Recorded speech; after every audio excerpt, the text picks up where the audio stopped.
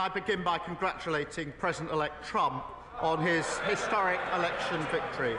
As the closest of allies, the UK and US will continue to work together to protect our shared values of freedom and democracy. And having had dinner with President-elect Trump just a few weeks ago, I look forward to working with him in the years to come. Stay tuned, because Donald Trump's recent comments about British Prime Minister Keir Starmer are causing a stir in the political landscape of both the US and the UK. This fierce criticism from Trump goes beyond mere verbal sparring. It poses a significant challenge that casts doubt on Starmer's leadership, his political choices, and even Britain's standing in the world. Could this be a pivotal moment in international politics? Trump's remarks were far from random. They were a calculated and direct assault that sparked intense discussions not just in Britain but globally. Why is Trump, the former US president, choosing to question the leadership of such a key ally? And what does this reveal about the challenges faced by world leaders in our interconnected age? We will explore this intriguing topic, Trump's sharp criticisms, the implications for Starmer, and how this reshapes the dynamics of UK relations. Labour is sucking the oxygen from all the other political parties by having media focus on them. It doesn't matter. This was a wonderful tactic. It was a brilliant move. It was straight out of Donald Trump's playbook. It doesn't matter. That's a positive thing? Absolutely positive, because you are focused on them. Donald Trump has proven that. It doesn't matter how bad the news is. But we don't live in the US, do we? Keir Starmer is not Donald Trump. He's using the same tactics. And that doesn't worry you at all? That Keir Starmer, in your view, I actually disagree. You live in, because the media buy into it. Keir Starmer is now aping Donald Trump, and you think that's a good thing? Trump asserts that Britain desperately needed a bold vision to chart its path after Brexit, but he claims that Starmer has only exhibited caution, leaving the country with a sense of missed opportunities. But is this assessment truly fair? Supporters of Starmer contend that his cautious approach is precisely what Britain requires during these uncertain times. They emphasize that taking risks without a solid strategy can lead to chaos, a criticism that is often leveled at Trump himself. Nonetheless, Trump's remarks are fueling increasing frustration among voters who believe that genuine leadership involves making decisive moves even when they carry risks.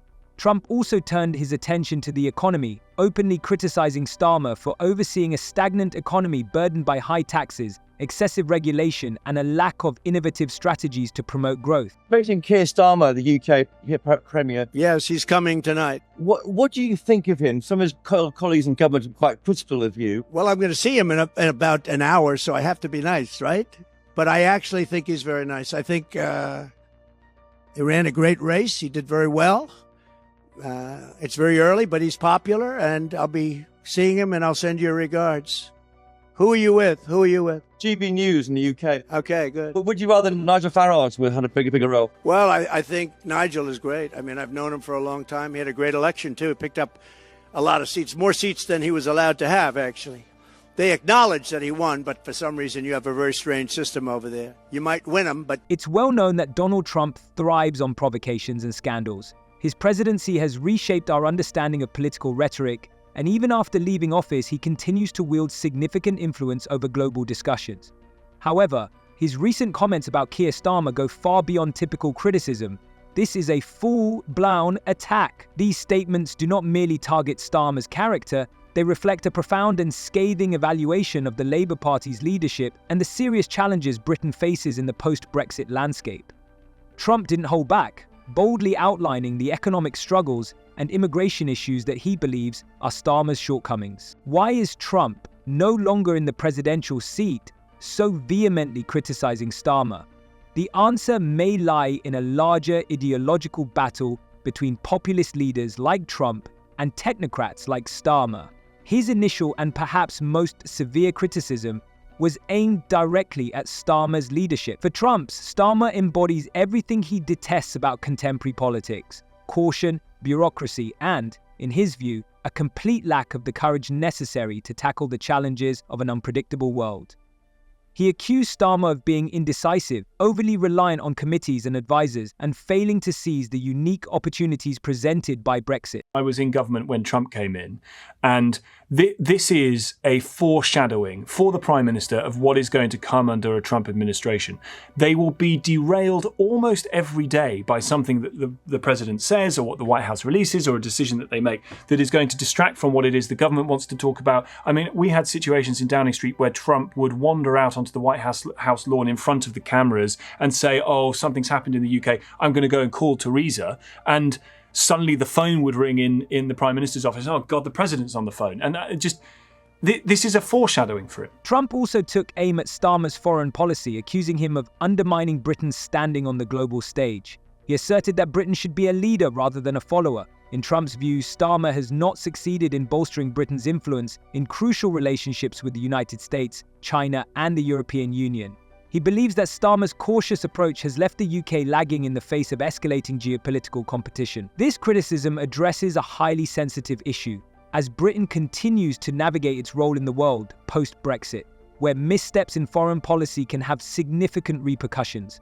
Supporters of Starmer contend that his strategy prioritizes stability and long-term alliances over immediate gains. Nonetheless, Trump's remarks resonate with those who feel that Britain has lost its voice and influence in international affairs. As always, Trump's speech included a discussion on immigration, where he accused Starmer of failing to secure Britain's borders, claiming this has resulted in an unprecedented crisis of illegal immigration. A nation without borders is not a nation, Trump declared, reiterating a central theme of his presidency. And this issue truly matters. A really good meeting. We had dinner together. Did you have a burger? Or steak? Doesn't he have steak He didn't every have meal? steak on that occasion. He had chicken. He flew up from Florida, and we both wanted to ensure that we have a good relationship. That was the purpose of the dinner. And did he feel like a man you could do business with if he was to win? Look, of course, because it's up to the American people to choose who they want as their president. And it's up to me as Prime Minister to make sure I have a good relationship with whoever the president is. The special relationship that we do have between our two countries sits above whoever the post holder is at any given time. Mm-hmm. And it's in my nature. I believe strongly in personal relations. Immigration is one of the most urgent and contentious issues in UK politics, igniting intense emotions. The debate encompasses a broad spectrum of topics, including asylum, labour shortages, national security, and economic growth. The Starmer government has faced significant criticism for its immigration policies, but the reality is far more intricate than Trump's comments might imply. Striking a balance between humanitarian responsibilities and border control is a genuine puzzle that every leader must navigate, and there are no straightforward answers. This represents a clash between traditional values and modern progressivism, stirring up passionate reactions. Trump didn't stop at political critique. He also addressed cultural matters, accusing Starmer of advancing policies that erode traditional British values. So Keir Starmer, the United States and France are Britain's biggest allies. You become Prime Minister, there could be a world in which Trump and Marine Le Pen are in office. How would you feel about this? It's for voters in America and France to decide who they want as their leaders.